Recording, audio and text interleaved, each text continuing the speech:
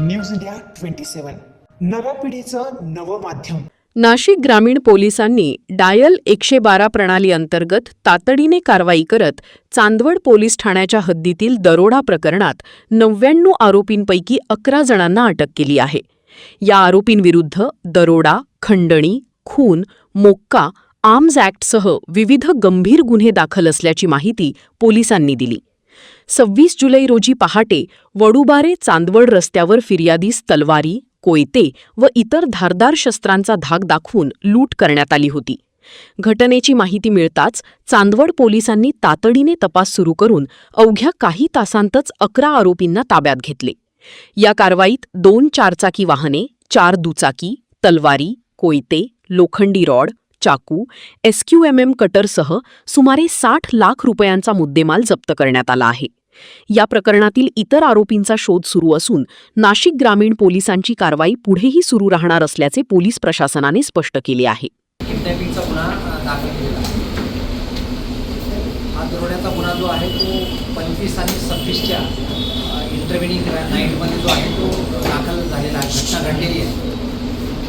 Basically याच्यामध्ये जे MSEBचं substation आहे, MSEBC त्या सबस्टेशनचं वेगवेगळ्या प्रकारचं जे कामकाज चालू होतं त्या कामाच्या संदर्भातला जो सगळा मुद्देमाल होता, असा हा सगळा जो मुद्देमाल आहे तो मुद्देमाल त्या ठिकाणी जे कामगार त्या ठिकाणी नेमलेले होते काम करण्यासाठी, अशा कामगाराच्या घराच्या आजूबाजूला जे सामान होतं असं सामान त्या कामगारांना 2 कामगारांना किडनॅप करून आणि त्यांना या चाकू, त्याच्याबरोबर तलवार, कोयता आणि ही जी या ठिकाणी आपल्याला पिस्टल सदृश्य वस्तू दिसते, तर अशा प्रकारच्या या वस्तूने पूर्ण धाक दाखवून त्यांना त्या ठिकाणचं त्यांचं जे ट्रॅक्टर आहे ते सगळं चोरून नेऊन त्याच्यामधून सगळा माल जो आहे हा माल त्या ठिकाणी ते दरोडा करून घेऊन गेलेले होते। तर हा जो दरोडा करून घेऊन गेलेला जो माल आहे तो माल, त्याचबरोबर या गुन्ह्यामधले जे आरोपी आहेत एकूण 11 आरोपी, आणखी एक आरोपी पकडणं बाकी आहे, 11 आरोपी, असे सगळे 11 आरोपी, त्याचबरोबर गुन्ह्यातला मुद्देमाल आणि त्याचे मोबाईल फोन्स अशा सगळ्या प्रकारचा या गुन्ह्यामध्ये जप्त करण्यात आलेला आहे। आणि विशेषतः हा जो गुन्हा आहे हा गुन्हा ज्या ठिकाणी आपल्याकडे त्र्यंबकेश्वर पोलीस स्टेशनपासून अंदाजे 10-15 किलोमीटर अंतरावर या ठिकाणी सबस्टेशनचं काम चालू होतं कुंभमेळ्याच्या अनुषंगाने, आणि त्याचं सामान जे होतं त्या ठिकाणी म्हणून तात्काळ याच्यामध्ये आपल्याकडे संबंधित अधिकारी जे आहेत त्यांनी आपल्याकडे 112ला कॉल केला।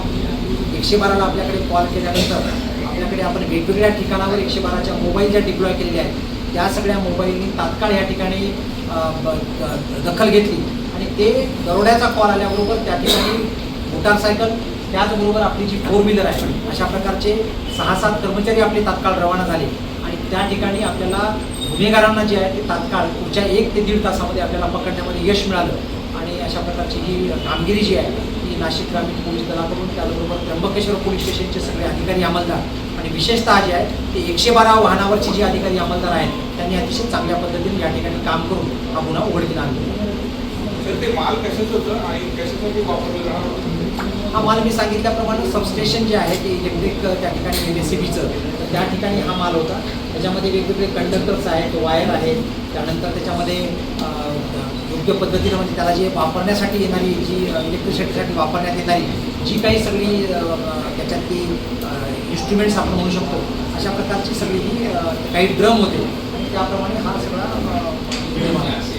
आणि सर हे आता जे तुम्ही आरोपी पकडलेले आहेत हे आरोपींनी आधी असे गुन्हे केलेले आहेत किंवा ते रेकॉर्डवरील गुन्हेगार आहेत? याच्यामधला एक जो आरोपी आहे त्या आरोपी इस्माईल नावाचा एक आरोपी आहे, तो जो आरोपी आहे त्याच्यावरती पूर्वीचा एक सुंदर पोलीस स्टेशनमध्ये अशाच प्रकारच्या वायरच्या संदर्भातला एक दरोड्याचा गुन्हा दाखल आहे। त्या अनुषंगानं पण आपला त्याचा तपास सुरू आहे। तर आरोपी स्थानिकच आहेत का बाहेर? हां, म्हणजे हे जे आरोपी आहेत ते वाडीवरे परिसरातील, त्याचबरोबर अंबड परिसरामध्ये आणि या दोन्ही ठिकाणच्या आजूबाजूच्या काही गावात प्रकारचे आरोपी आहेत।